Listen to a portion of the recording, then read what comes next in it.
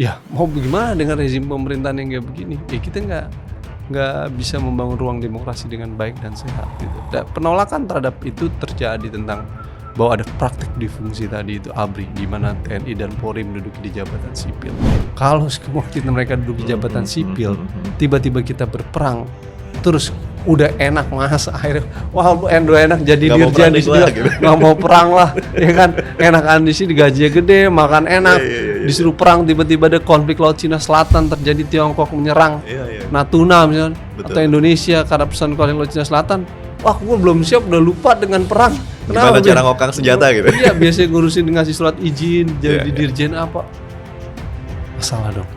Jadi ke depan narasi sektor keamanan kita adalah narasi yang sering kita sebut dengan sekuritisasi. Itu asumsi atau itu fakta yang sudah terjadi dan akan berkembang lagi di depan. Oke.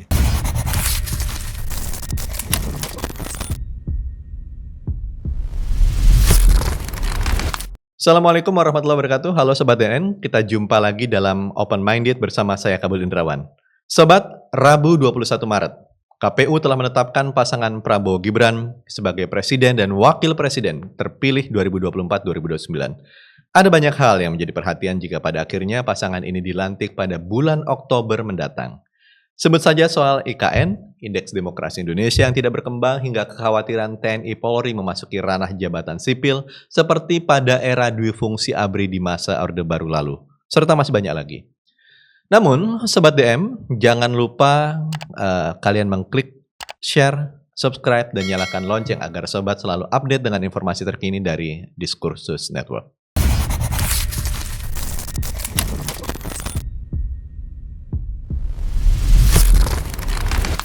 Saya saat ini sudah bersama Mas Al-Araf, seorang pegiat peneliti senior dari Imparsial. Assalamualaikum Mas, apa kabar? Waalaikumsalam, kabar baik. Kabar baik, Alhamdulillah. Namun sebelumnya, teman-teman, Sobat kabar DN. tidak baiknya informasi KPU kemarin. Oh iya, itu yang saya mau tanyakan. Jadi sebetulnya, Sobat DN, Mas Al-Araf, kita sudah mengundang sejumlah narasumber lain yang akan bisa memperkaya perspektif kita hari ini. Menjadi penyeimbang Mas, tapi kok dilalah mereka pada nggak bisa semua. Ada yang umroh, ada yang rapat komisi sampai malam hari, bahkan ada yang tugas di luar kota. Jadi ya mau nggak mau kita berdua aja Mas, show must go on. Mungkin malas ketemu saya paling. Oh gitu ya? Saya nggak malas Mas. Nggak bercanda. Oke, kita langsung bagaimana dengan penetapan KPU tadi malam, Rabu malam 21 Maret yang menetapkan bahwa pasangan Prabowo Gibran sebagai Presiden dan Wakil Presiden terpilih. Tinggal nunggu dilantik nanti Oktober nih Mas. Apa respon Imparsial? Memang kita masih nunggu angket sama MK kan. Iya, artinya masih ada 7 bulan ya, 6-7 bulan. Apa namanya, jangan bahagia dulu, masih ada Jangan bahagia dulu ya. Artinya kita masih menunggu proses politik ini masih berjalan gitu.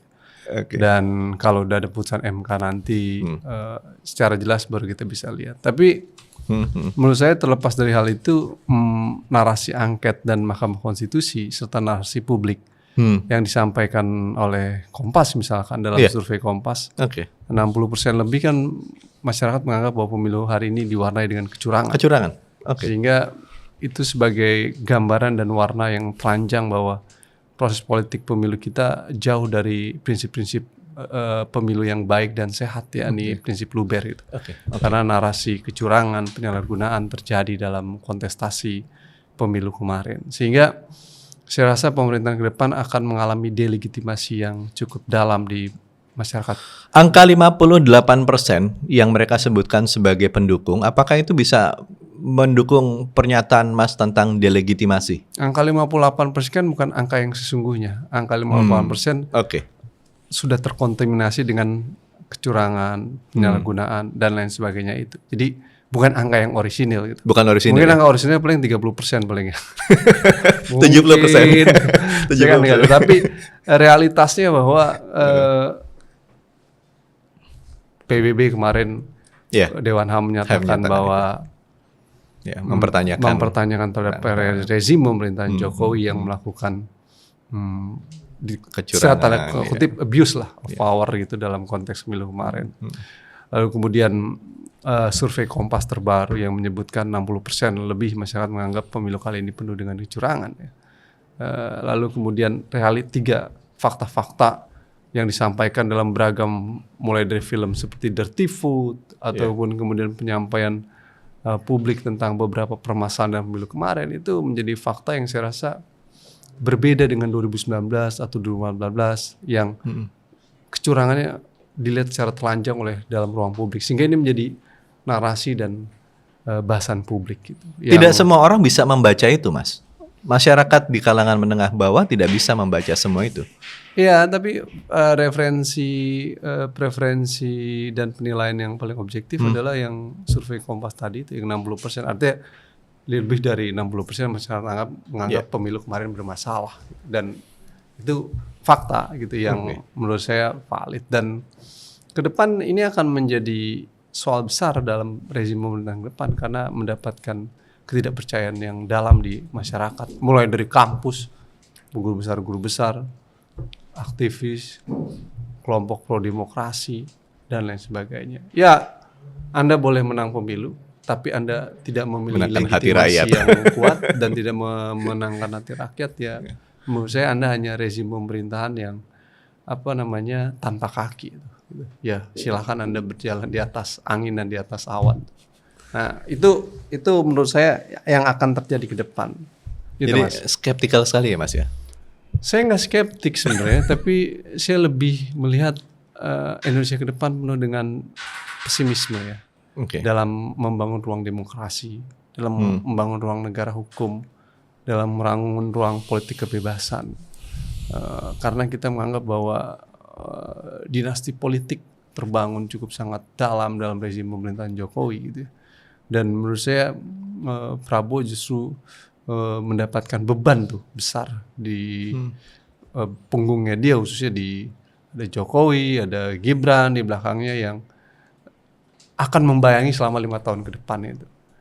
Kalau terus langgeng 5 tahun sampai ke depan, kalau ternyata nggak langgeng seperti kata sebagian orang, saling sikut seperti di Filipina gitu ya mungkin saya terjadi. Politik kan dinamis ya, Mas.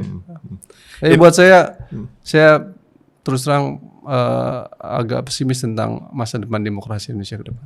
Pesimis ya, Mas ya? Jadi saya teringat sebuah film Mel Gibson tahun 1982, Year of Living Dangerously gitu kan.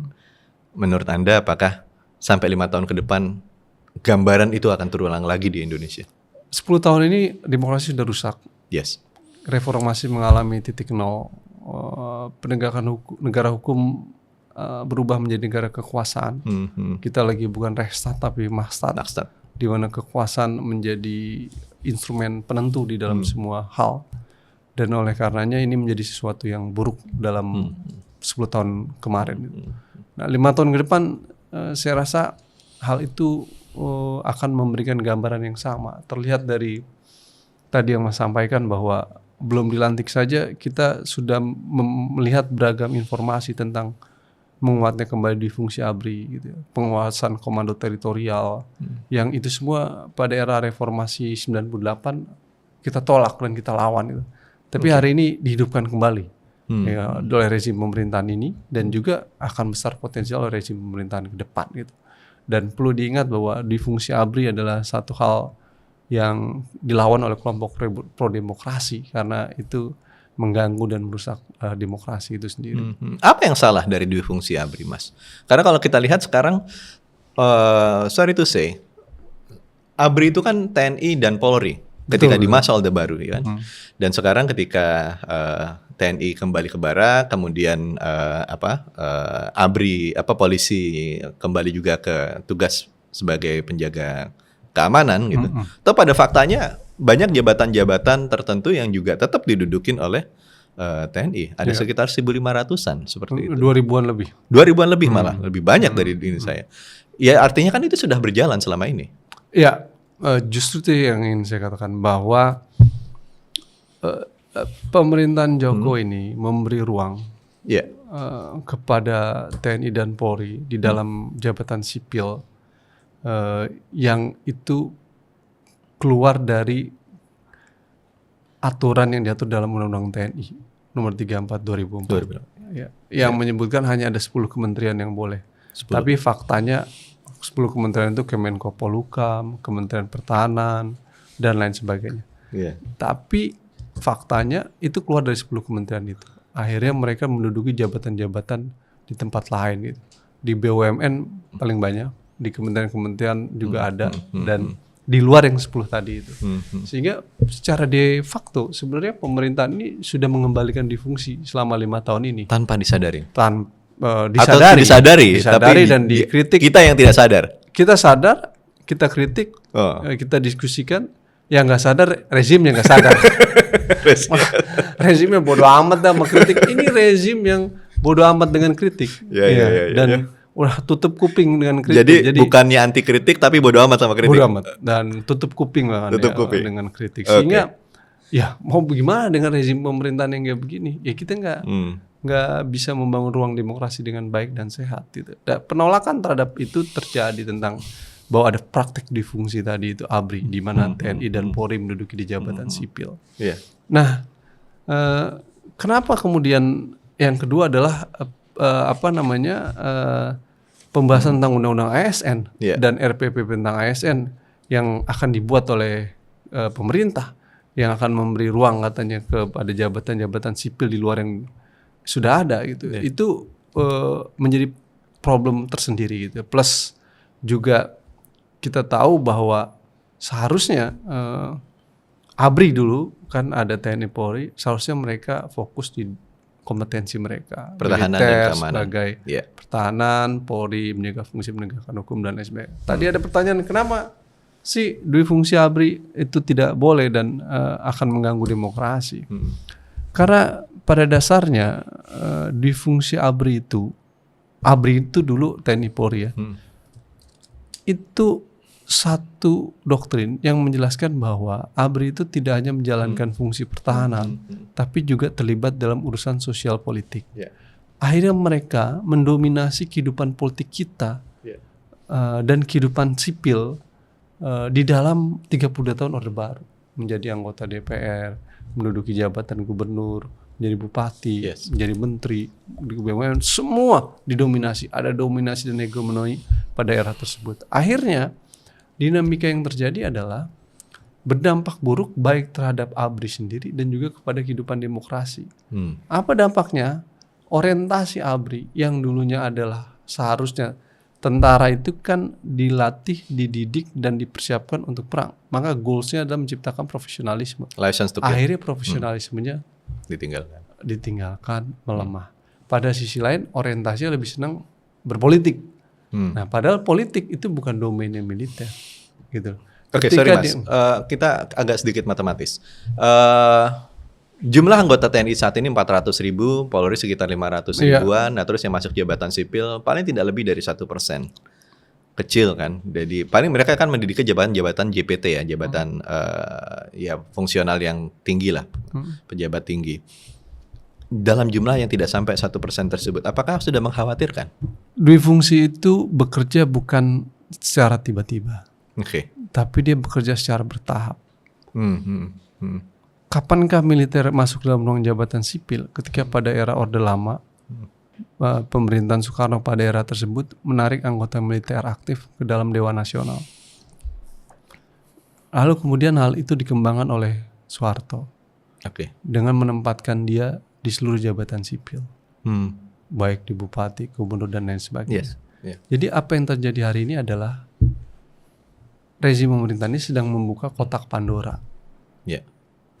Boleh kita menganggap angka itu kecil dibandingkan dengan jumlah mereka, tetapi kecil itu akan potensial berkembang menjadi besar. Karena pada dasarnya perkembangan dui fungsi ABRI itu dimulai dari kecil dan kemudian terjadilah dominasi dan hegemoni pada era Orde Baru. Nah, itu yang harus kita catat dan lihat gitu loh.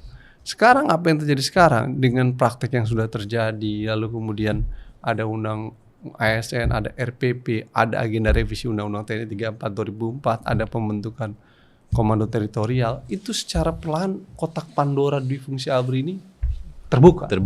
Nah, secara pelan juga nanti akan bertahap dan akan meningkat. Lihat saja perkembangan itu akan terjadi.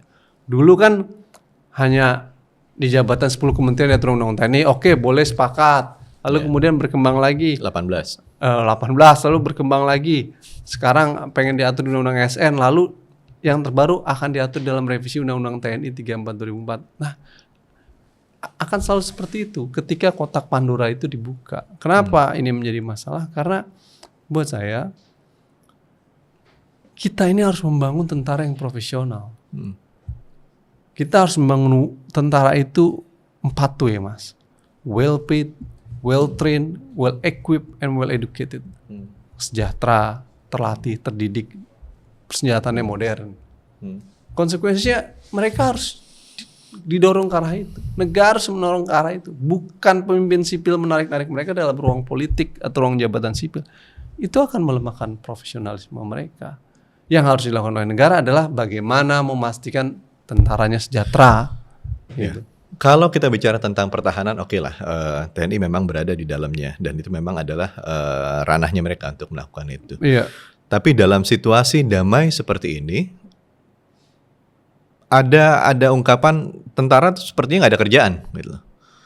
Jadi cuma jaga teritori, aman-aman aja. Mendingan mereka yang punya skill banyak ini, mereka ada yang profesor, ada yang doktor, ada yang pendidikannya sampai S3 berapa biji gitu kan.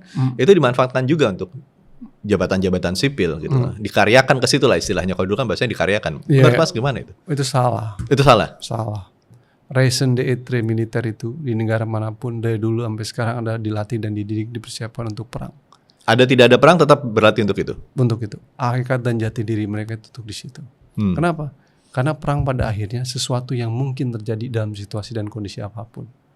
Kalau kita mereka duduk di jabatan sipil, tiba-tiba kita berperang, terus udah enak Mas, akhirnya wah enak jadi dirjen di sini nggak mau perang lah, ya kan, enakan di sini gajinya gede, makan enak, disuruh perang tiba-tiba ada konflik Laut Cina Selatan terjadi, Tiongkok menyerang Natuna misalnya, atau Indonesia karena pesan konflik Laut Cina Selatan, wah gue belum siap, udah lupa dengan perang. Gimana cara ngokang senjata gitu? Iya, biasanya ngurusin ngasih surat izin jadi dirjen apa, masalah dong.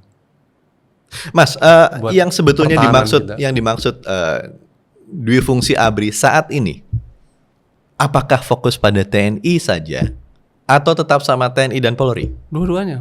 Dua-duanya. Karena Karena begini. Jadi hari ini adalah TNI dan Polri menduduki jabatan sipil. Karena sorry itu saya sampai catat ini. Jadi yang namanya kementerian, beberapa kementerian itu di dalamnya juga ada jabatan yang diisi oleh polisi. Betul. Dan polisi kan sipil sebetulnya. Betul. Ya bahasanya sipil bersenjata lah seperti itu. Kayak misalnya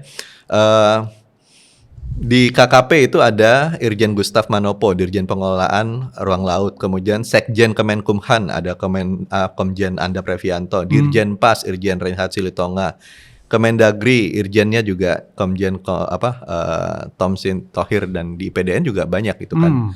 Gitu. Jadi kan sampai ada istilah NKRI itu Negara Kepolisian Republik Indonesia. NKRI gitu kan. Nah, tapi kan mereka sipil, Mas. Nanti ada NKTRI ya kan. NKTRI nambah T ya. Negara Kesatuan Tentara Republik Indonesia. Ya, apa yang terjadi sekarang di fungsi ABRI ini memperlihatkan TNI dan Polri ada di jabatan sipil. Problemnya mereka aktif. Oke. Memang problemnya adalah kalau di Undang-Undang TNI 34 2004 itu jelas, Mas. Iya. Hanya 10 kementerian. 10 kementerian yang terkait dengan pertahanan. Yes, betul. Praktek yang menurut Ombudsman keluar dari itu untuk TNI.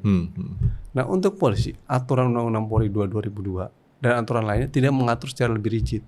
Karena mereka sipil. Harus dibedakan nih. Sehingga ini juga menjadi ruang untuk mereka berkembang. Nah, oleh karena itulah ini menjadi masalah dalam konteks Indonesia. Buat saya, kita ini tidak melulu melihat persoalan ini hanya di level undang-undang.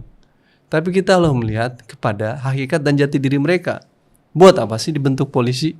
Polisi dibentuk untuk memastikan penegakan hukum bekerja dengan baik. Keamanan dan ketertiban masyarakat bekerja dengan baik. Sehingga tugas polisi di situ. Tugas ini aja banyak banget masalahnya, Mas. Begal di tempat Mas paling banyak ya kan. Kita ke Bekasi kalau malam takut sama begal ya. Kayak begitu. Ya, Bekasi itu kota. Ya, kita ngurusin begal aja masalah gitu loh. Jadi kita harus gitu ya? Banyak tugas polisi yang belum selesai. Jadi banyak jangan itu. tarik dia di kementerian-kementerian. Ya bukan banyak lagi, justru rasio polisi dengan masyarakat jumlah penduduk Indonesia itu kan kecil Mas. Berapa banyak harus mengcover personil polisi sekian banyak kaum masyarakat. Tapi itu kan tidak memerlukan jabatan perwira tinggi untuk hal-hal seperti itu. Perwira tinggi berfungsi untuk mengatur, membuat perencanaan, mendesain ya kan, tentang bagaimana mengantisipasi itu. Yang Bintara yang menjalankan, justru perwira tinggi menjadi tinkernya dong dalam hal itu, sehingga mereka dibutuhkan untuk mengantisipasi itu, mulai dari level Mabes, Polda, ya kan, Polres, Polsek gitu, tetap membutuhkan perwira kan untuk mengatur. Jadi buat saya sih sebenarnya apa yang terjadi itu justru saya ingin katakan ini akan menggeser orientasi dan paradigma polisi itu sendiri. Mereka duduk di wilayah jabatan sipil. Di tentara juga ini akan menggeser orientasi militer karena dia bidangnya pertahanan yang jauh dalam ruang bidang dia. Nah ini akan melemahkan profesionalisme dia. Tugas militer adalah persiapan untuk perang. Nah ini harus dipikirkan. Saya paham sih karena apa semua ini terjadi. Karena memang di kedua institusi itu ada sistem promosi, reward and punishment yang tidak berjalan dengan baik. Akhirnya terjadi penumpukan perwira tinggi, perwira menengah baik di TNI ataupun di Polri. Sehingga mereka ekspansi keluar dari situ karena di dalam nggak ada jabatan. Nah buat saya ini situasi dan kondisi yang harus dilihat dalam konteks transisi gitu, bahwa ya kalau itu persoalannya dilacak apa akar masalahnya, lalu dijawab di dalam dengan cara apa, organisasi Polri dan organisasi TNI, gimana caranya mereka memiliki ruang yang baik. Tapi dimanapun sistem piramid dalam jenjang karir itu kan harus selalu ada, karena kan nggak mungkin 100 anggota Akpol mendaftar Akpol lalu ketika nanti sampai atas 100-nya juga jadi jenderal. Iya, betul. Kan gak mungkin juga seperti itu. Kan ada proses seleksi. Cuman problem kita ini hari ini adalah promosi dan sistem mutasi ataupun sistem jenjang karir ini yang akhirnya membuat problematika itu sendiri. Yeah. Tapi yang lebih parah sebenarnya di TNI.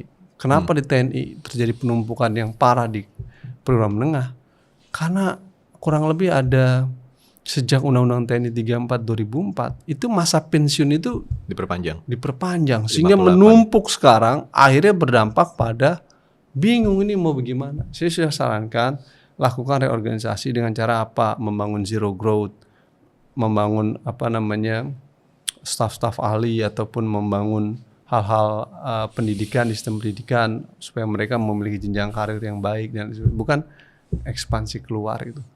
Kalaupun ya memang situasi transisi ini harus dilakukan akibat ada terjadi ini, mereka harus pensiun dini sebelum masuk jabatan sipil gitu. Jangan aktif gitu. Oh, artinya kalau mereka mau masuk ke dalam jabatan sipil harus pensiun dini. Jangan aktif. Berarti imparsial mendukung itu? Tidak, saya tidak mendukung itu. Itu kalau pilihannya untuk mengatasi itu dalam situasi transisi, menurut saya itu pilihan yang paling buruk. Gitu. Pilihan yang paling Tapi bisa dilakukan? Jangan dilakukan sebaiknya. Oh, jangan dilakukan. Iya. Tapi hari ini kan realitasnya justru banyak sekali masuk di level jabatan sipil itu, tapi masih aktif gitu. Nah, makanya saya ingin jelaskan ini seharusnya baik Panglima, Kapolri, Menpan, pemerintah itu melihat ini masa akar masalahnya di mana, gitu. Kalau menurut saya penyelesaian akar masalahnya ada problem di dalam, ya selesaikan di dalam, jangan ekspansi keluar. Oke, Mas, sorry. Tadi salah satu solusinya adalah reorganisasi. Setiap tahun kepolisian memproduksi perwira-perwira baru dari sumber sarjana SIPSS ya, dan dari akademi kepolisian yang jumlahnya ratusan. Demikian pula dari TNI, ya kan. Ada lagi sekarang sumber dari Unhan yang lulusan dari situ Letnan 2. Artinya semua perwira yang lulus dari situ yang tadi Mas bilang nggak mungkin semuanya jadi jenderal, gitu kan. Ketika reorganisasi ini dilakukan, salah satu solusi yang memungkinkan adalah dimekarkan organisasinya. Ketika dimekarkan ada jabatan-jabatan tertentu yang tadinya bintang 2 jadi bintang 3, bintang 1 jadi bintang 2. Dan salah satu diantaranya adalah misalnya pemekaran Kodam, perbanyak Kodam gitu. Itu kan juga salah satu solusi kan? Solusi yang salah. Solusi yang salah. Solusi yang salah. Penambahan Kodam itu? Termasuk ngasih pangkat jenderal 4 kepada seseorang yang jadi presiden itu. Ya, orang yang jadi kolonel mau jadi jenderal aja susah, ini udah pensiun dikasih pangkat jenderal lagi kan. Waduh, menurut saya itu menyakiti lah. Nah, tapi yang Kodam tadi gimana, Mas? Nah, yang Kodam itu begini.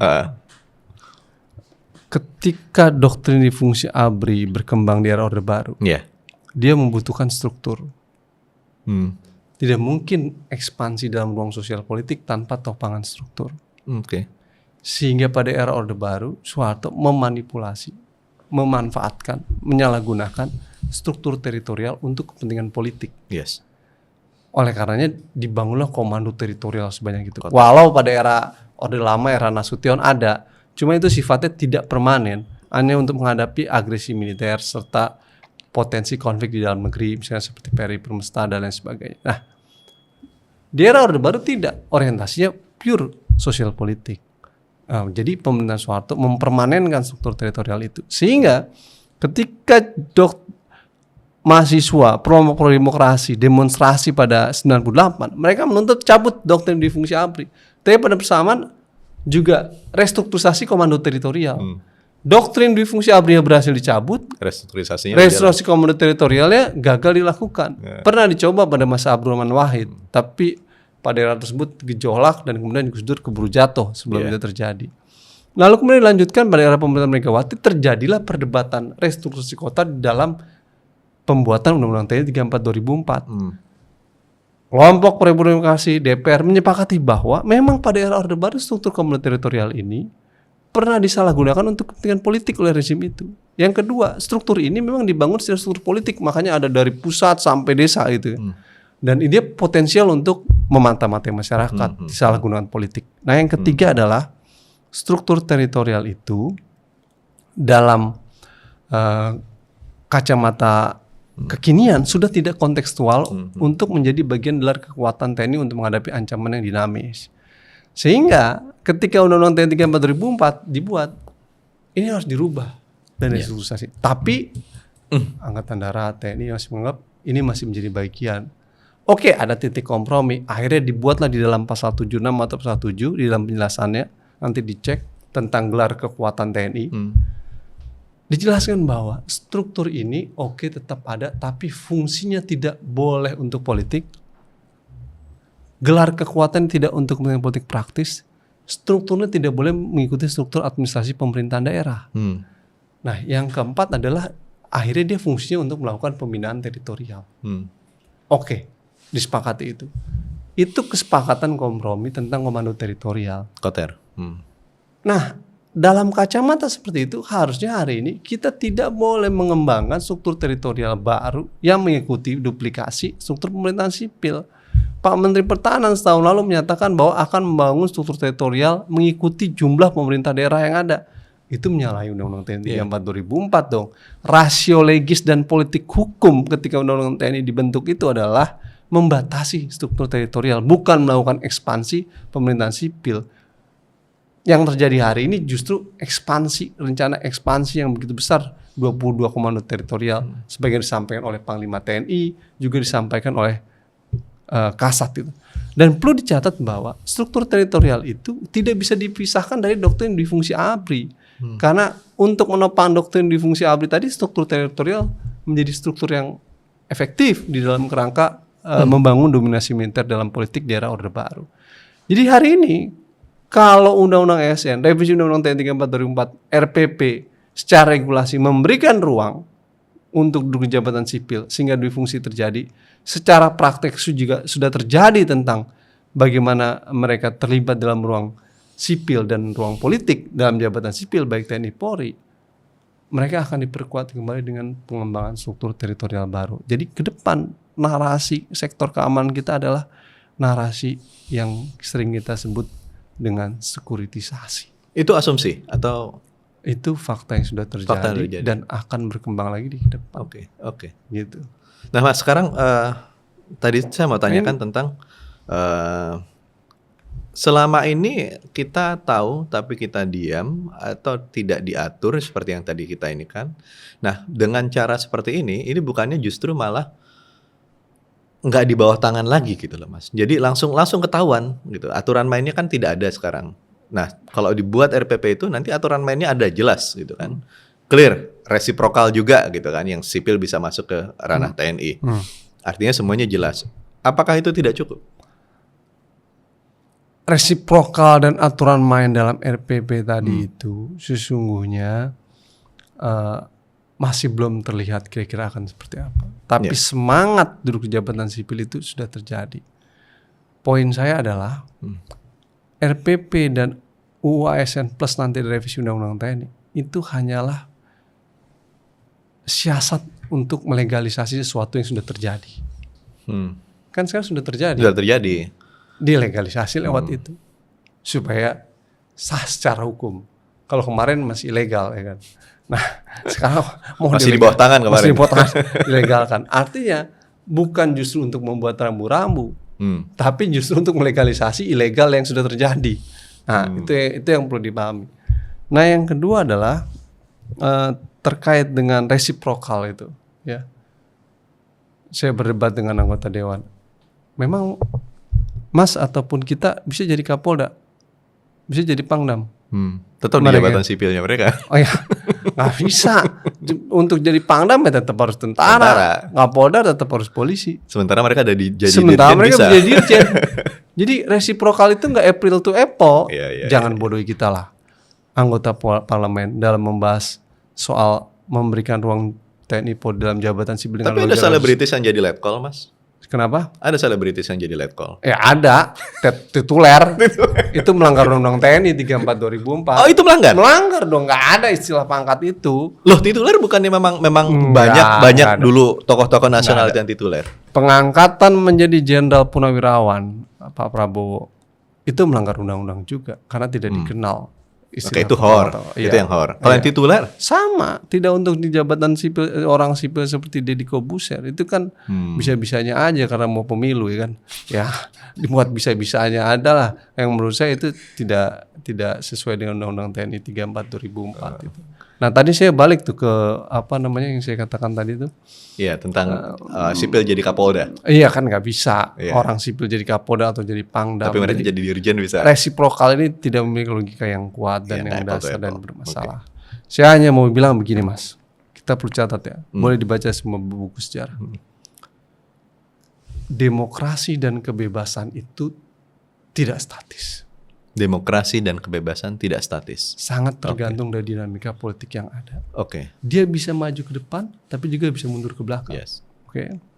Indonesia sudah mengalami 20 tahun demokrasi. Pemerintahan Jokowi merusak dan mengganggu dinamika demokrasi dengan beragam cara. Saya khawatir ke depan dinamika demokrasi akan semakin kelam. Ya. Kenapa demikian? Perlu dilihat di negara-negara Amerika Latin. Mundurnya demokrasi salah satunya adalah ketika dominasi militer kembali dalam ruang politik. Itu akan mundur. Dan kapan itu terjadi? Ketika era masa 20-30 tahun setelah rezim otoritarian turun. Jadi kita pernah 30 tahun Orde Baru, di negara-negara tersebut juga pernah mengalami rezim otoritarian. Dia berubah kemudian menjadi demokrasi, tapi dia bisa balik lagi ke otoritarian. Jadi ada bandul politik yang bisa balik ke belakang Mas dalam politik ini. Di banyak negara di Amerika Latin atau di beberapa negara lainnya. Contoh yang paling simpel adalah misalkan Thailand nih. Bagaimana mungkin orang tidak mengira ada kudeta terhadap Thaksin gitu? Terjadi. Ya. Jadi modelnya macam-macam. Dan itu tentara yang melakukan. Tentara yang melakukan. Dinamikanya sangat statis dan dinamis. Lalu orang bilang kan, tapi yang terjadi kemarin kan lewat pemilu. Tapi juga perlu ingat, Hitler ketika membangun rezim fasisme di Jerman itu bukan lewat kudeta. Hitler menang dulu melalui pemilu.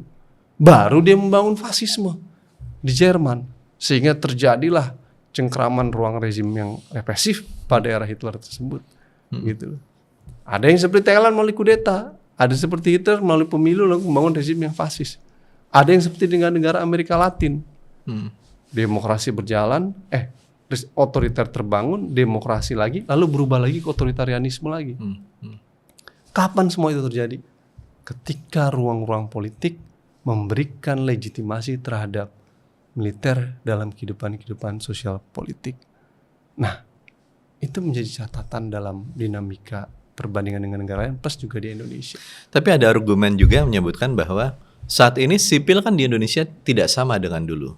Sipil saat ini sudah kuat. Salah satu contohnya adalah ketika tahun 98-99. Itu kan ketika unjuk rasa besar-besaran dan pada akhirnya berhasil memaksa tentara kembali ke barak gitu. Kalau sipil kuat nggak akan ada tuh jabatan sipil diisi oleh militer aktif. Itu logikanya. Iya. Faktanya terjadi prakteknya. Dan itu melanggar undang-undang. Tapi didiamkan. Ya kan? Kalau sipil kuat kan itu dievaluasi. DPR evaluasi dong. Ombudsman sudah menyatakan loh. Bukan kata saya nih, kata ombudsman. Iya kan, menyatakan bahwa ada pelanggaran dari TNI kan. Sehingga itu fakta. Makanya itu. Yang kedua kalau sipilnya kuat nggak ada keputusan MK nomor 90 kayaknya. Ya kan? Ya, artinya realitas kita adalah seringkali orang sipil ini untuk kepentingan kekuasaannya menarik-narik ABRI dulu, sekarang militer dan polisi dalam ruang politik. Sehingga kemudian dunia politik menjadi ruwet. Apa kompensasinya? Ya, elit sipil memberikan kompensasi mereka, memberikan gula-gula mereka.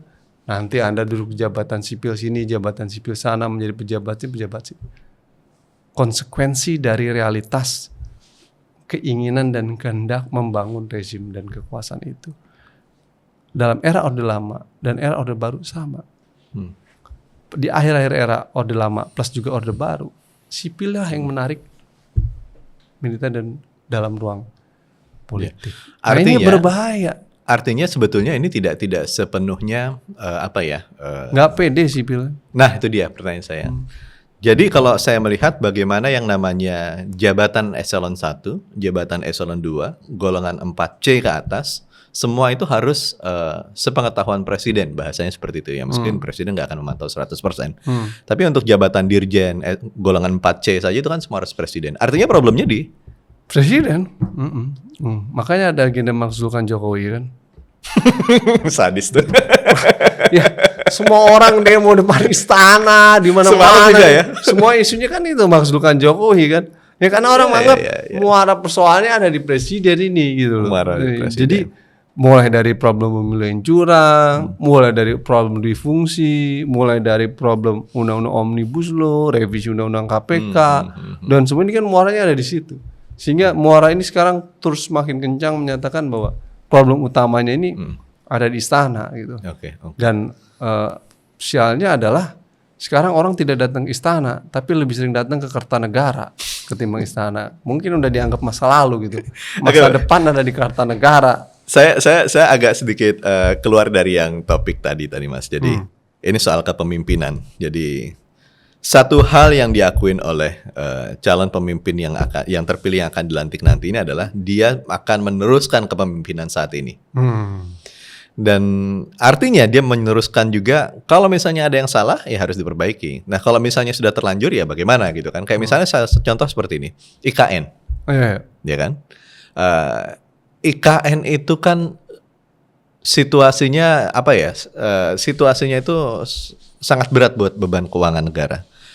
Bermasalah juga buat orang-orang yang suku asli di sana. Pembebasan lahannya juga demikian. Bagaimana menurut imparsial? Ya, apakah itu nanti perlu dilanjutkan nggak? Itu yang dilakukan oleh Soeharto in the name of pembangunan. In the name of pembangunan. Mereka meminggirkan masyarakat yang ada. Apa yang terjadi di IKN kan begitu. Masyarakatnya asli sana kan protes, lalu kemudian dipaksa untuk pergi dari komunitas dia dan lain sebagainya. Artinya membangun sebuah ibu kota itu kan juga harus memperhatikan society-nya, komunitasnya, masyarakatnya, ekologinya dan lain sebagainya. Tidak serta-merta membangun itu sesuai kehendak kita. Wah, kayaknya di sana bagus, tempatnya strategis, ini begini-begini untuk demi kemajuan ekonomi, pembangunan. Kita taruh, nggak bisa begitu. Nggak bisa begitu. Pembangunan itu harus berpikir tentang bagaimana ekologinya, bagaimana masyarakat adatnya, dan bagaimana dampak terhadap ekonomi kehidupan mereka, bagaimana terhadap hal-hal lain. Itu harus dihitung. Nah sekarang kan masyarakat adatnya hari ini menolak karena tanah mereka digusur, lalu kemudian soal problem-problem lainnya, ekologinya, kehutanan yang berubah dan lain sebagainya. Ini hal yang kompleks. Jadi bukan soal setuju atau tidak setuju IKN. Yang ingin saya katakan adalah rezim pembangunanisme ini selalu orientasinya hanya soal cuan, hanya soal membangun gitu, tapi tidak melihat manusianya yang ada di dalamnya, lingkungan yang ada di dalamnya.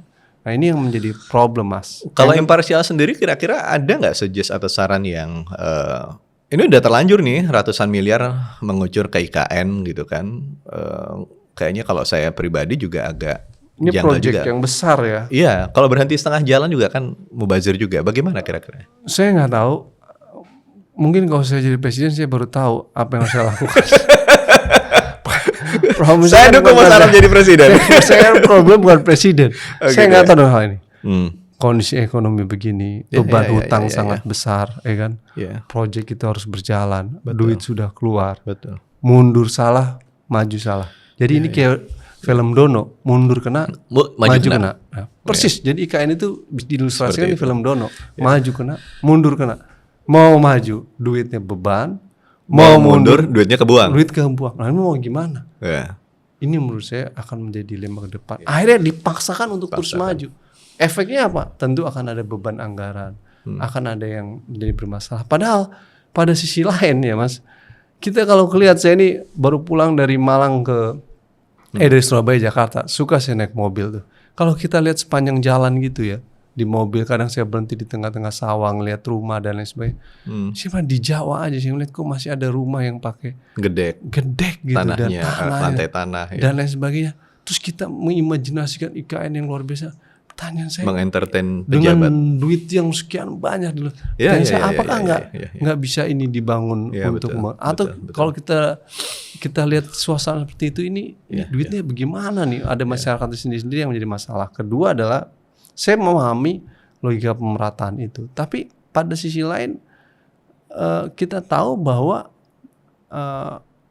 anggaran yang terbatas tadi itu dan juga tadi realitas tadi masyarakat tadi itu, plus juga kalau kita baca koran itu anak sekolahan gentengnya nggak ada, ya kan? Mau kuliah juga mahal loh Mas. Mau kuliah mahal sih, duit sebanyak ini bagaimana sih gitu. Jadi menurut saya bukan orang yang strategik dalam melihat IKN, sehingga saya tidak bisa menyatakan apakah ini satu hal yang baik atau tidak. Saya cuma menyatakan IKN sekarang sudah menjadi film Dono. Maju kena, mundur kena. Nah, siapa yang kena ke depan?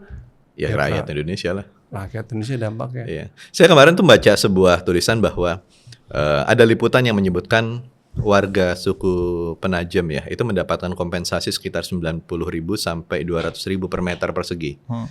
Sementara tanah di IKN sendiri tuh rate-nya sudah 1 juta rupiah gitu kan. Artinya taruhlah kalau misalnya mereka punya tanah 1 hektar. Itu artinya mereka mendapatkan 900.000. Betul.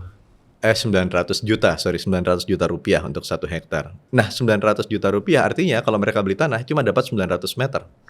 Yang mereka sendiri nggak tahu kalau misalnya di Jakarta mungkin tanah yang besar. Tapi kalau di sana itu kan tergolong tanah yang kecil. Dibikin pertanian juga seberapa banyak yang bisa ini kan.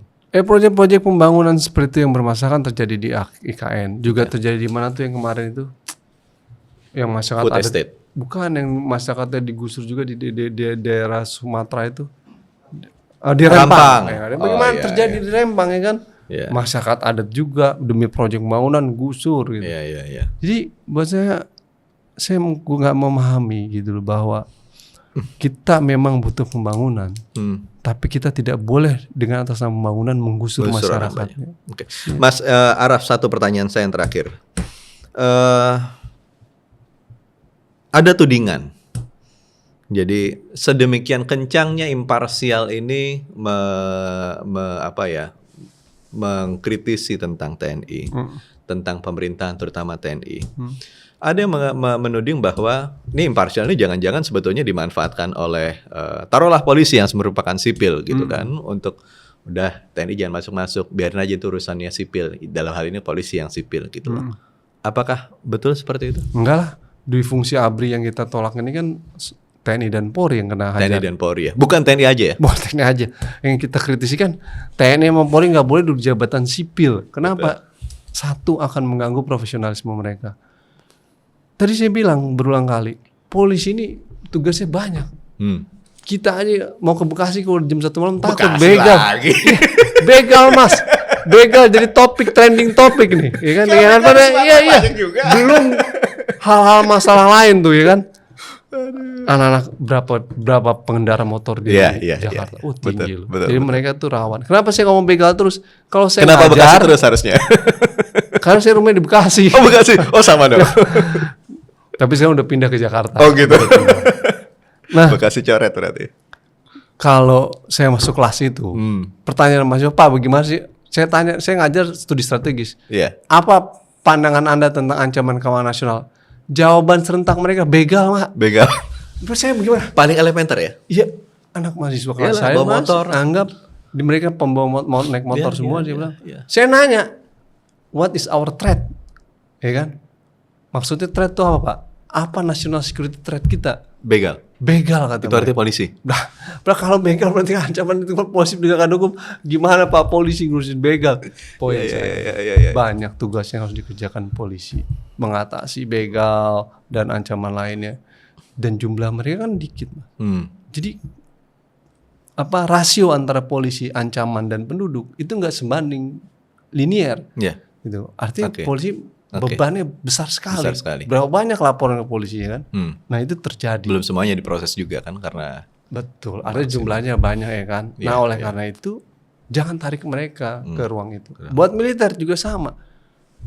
Kita kirain emang ke depan tidak ada ruang yang punya potensial untuk ancaman ke depan. Kita ini soalnya adalah masih berpikir selalu inward looking, gak outward looking. Militer dunia pertahanan itu harus berpikir outward looking. Ada konflik Laut Cina Selatan, ada soal perbatasan dan lain sebagainya. Dalam situasi dan kondisi apapun kita harus siap untuk perang, ya kan? Betul. Ya orang bilang doktrin yang disebut dengan civis pacem para bellum. Kalau siap damai maka untuk perang. Maka di masa damai kita harus dipersiapkan untuk perang. Makanya senjata tentara dikasih duit untuk beli senjata. Jadi sekarang saatnya latihan. Orang ditanya nanti kalau misalnya perang. Apa yang dilakukan oleh militer di negara mana ketika situasi damai? Cuman 3 kata Mas jawabannya. Latihan. Ya itu emang tugasnya militer. Jadi letakkan mereka di situ. Bukan buat apa-apa. Supaya kita punya pertahanan yang kuat dan modern. Supaya kita punya polisi yang profesional dan melayani masyarakat. Bukan duduk di jabatan sipil. Saya takut nanti kalau kenangan duduk di jabatan sipil tiba-tiba disuruh perang. Wah nanti dulu ngopi dulu bos. Udah lupa bagaimana cara nembak ya. Biasa ngasih surat izin. Wah ini bahaya. Bahaya. Baik, makasih Mas Al-Araf. Jadi Sobat DN, inilah perbincangan menarik kita tentang duifungsi TNI Polri sebetulnya, bukan duifungsi ABRI. Jadi sekarang dia TNI dan Polri. Bagaimana supremasi sipil itu memang betul-betul harus ditegakkan dan institusi yang namanya TNI Polri ya memang harus menjalankan peran profesionalnya sebagai penjaga pertahanan dan keamanan. Demikian pula dengan situasi demokrasi di Indonesia yang sedang tidak baik-baik saja gitu kan. Semua hal ini terkait dengan siapa pemimpin di Indonesia ke depannya. Oke Sobat DN, sampai di sini dulu perbincangan kita dalam Open Minded One on One. Jangan lupa untuk klik link channel kami karena masih ada beberapa program menarik kami seperti Mimbar Bebas, Bang X Napil, Senterin Aja. Dan sampai jumpa dalam perbincangan berikutnya dalam Open Minded bersama saya Kabil Indrawan dan beberapa host lainnya. Kami selalu bergantian tentunya. Sampai jumpa. Assalamualaikum warahmatullahi wabarakatuh. Thank you Mas.